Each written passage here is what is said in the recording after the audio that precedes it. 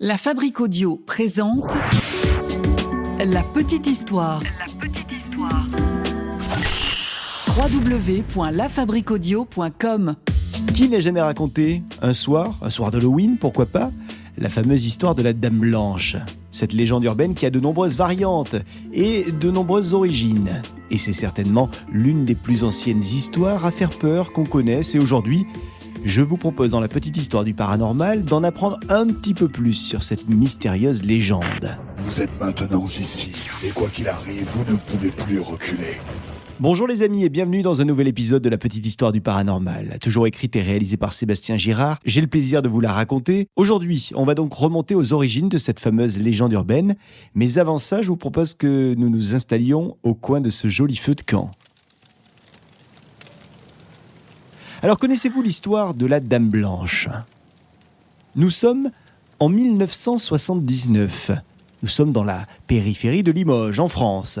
Et Michel, un jeune homme d'une vingtaine d'années, sort en boîte avec des amis. Comme il est le seul à avoir une voiture, il fait un peu le taxi entre Limoges et le lieu de la fête, qui se trouve un petit peu plus loin au sud. Cette nuit-là, alors que Michel part faire un second voyage en direction de Limoges, il aperçoit une jeune femme, d'à peu près son âge d'ailleurs, qui est seule sur le bord de la route. Cette jeune femme est habillée d'une robe blanche qui fait d'après lui très style années 60. Le jeune homme décide de s'arrêter voyant la jeune femme seule et il lui demande où est-ce qu'elle va.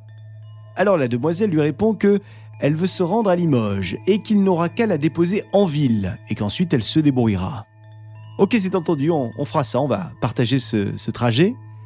Le voyage commence, ça se passe bien. La jeune femme est plutôt discrète. Même carrément discrète parce qu'elle ne dit pas un mot dans la voiture. Jusqu'à un moment précis. Ce moment, c'est quand la voiture arrive à un virage. À l'approche de ce virage, d'un coup, la jeune femme se met à crier « Attention ! Ce tournant est dangereux !» Et soudain, un cri terrifiant se fait entendre. Et puis plus rien. Michel, lui, il a peur, il écrase la pédale de frein, il s'arrête, et quand il se retourne, la passagère n'est plus là, elle a disparu. Elle s'est volatilisée. Il a beau faire le tour de sa voiture, il a beau ensuite fouiller les environs, il ne la retrouvera jamais.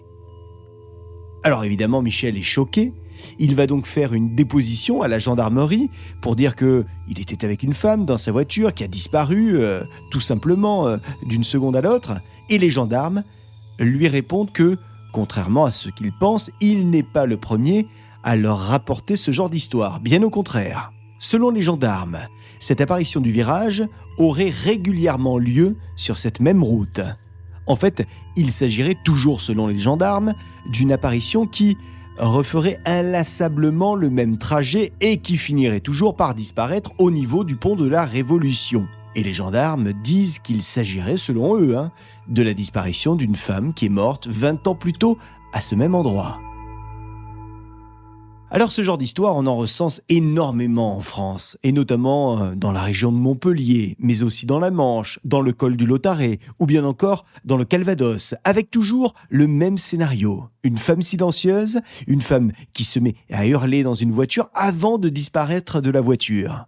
Il n'y a pas qu'en France qu'il y a cette fameuse histoire de la Dame Blanche. Aux États-Unis, on retrouve également le même genre de témoignage, avec une femme qui hante des routes, notamment dans la région de la Louisiane. Et vraisemblablement, il n'y a pas que sur les routes que la Dame Blanche se balade, puisqu'on en aurait également aperçu dans des forêts, mais aussi dans des châteaux, ou bien encore au Québec, au Canada, aux chutes de Montmorency. Alors si on fouille un petit peu dans l'histoire, on se rend compte que les origines de la Dame Blanche remontent au Moyen-Âge. Mais à cette époque, l'histoire était très différente de ce qu'on connaît aujourd'hui. À ce moment-là, on parlait plutôt de fées malveillantes, une fée dangereuse, surtout pour les enfants d'ailleurs.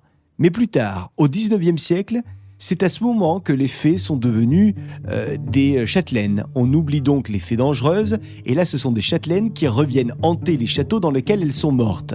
On commence d'ailleurs à y évoquer des dames en blanc, le blanc qui représente l'innocence des jeunes femmes qui sont mortes tragiquement dans les châteaux, des femmes qui n'ont pas reçu l'extrême onction avant de mourir et qui sont donc condamnées à revenir dans le monde des vivants pour préparer leurs descendants à la mort. Alors c'est d'ailleurs ce type de dame blanche qu'on recense dans certains châteaux en France, comme par exemple la célèbre histoire de la dame du château de Puymartin dans le Périgord. Au fil du temps, la légende de la Dame Blanche a évolué et c'est en 1930, en Louisiane, aux États-Unis donc, que la Dame Blanche a commencé à revêtir la casquette d'autostoppeuse, une autostoppeuse silencieuse, une autostoppeuse toujours habillée en blanc, une autostoppeuse qui vient pour sauver les automobilistes d'un potentiel accident de voiture. Cette légende a gagné petit à petit la France dans les années 60 et c'est à partir de ce moment-là que les histoires se sont répandues comme une traînée de poudre. Cette fameuse Dame Blanche a su traverser les époques, elle a su s'adapter au monde dans lequel elle évoluait, mais il y a une question que se posent encore certains historiens aujourd'hui. Pourquoi cette légende de la Dame Blanche persiste encore maintenant à notre époque ? Comment cette légende urbaine a-t-elle fait pour traverser les époques alors que il y a même des centaines d'histoires et de légendes qui sont tombées dans l'oubli ? Bon, ça c'est un mystère, on n'a pas forcément la réponse à vous donner dans la petite histoire. En attendant, si vous roulez seul la nuit, en voiture, faites attention à qui vous prenez en stop.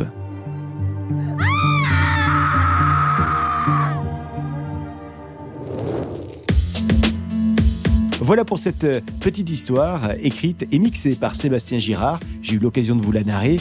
On se retrouve le mois prochain avec une autre petite histoire du paranormal et puis dans une semaine avec une petite histoire normale. À très vite. La Fabrique Audio présente La petite histoire. Vous souhaitez devenir sponsor de ce podcast ? Contact @lafabriqueaudio.com. Ah oui, avant de se quitter, je vous rappelle que la Fabrique Audio produit pour vous et avec vous des contenus audio, des web radios, mais aussi des podcasts pour les collectivités, les entreprises, les marques. Si vous souhaitez en savoir plus, n'hésitez pas, contactez-nous. Vous nous envoyez un mail, c'est contact@lafabriqueaudio.com, la fabrique avec un K.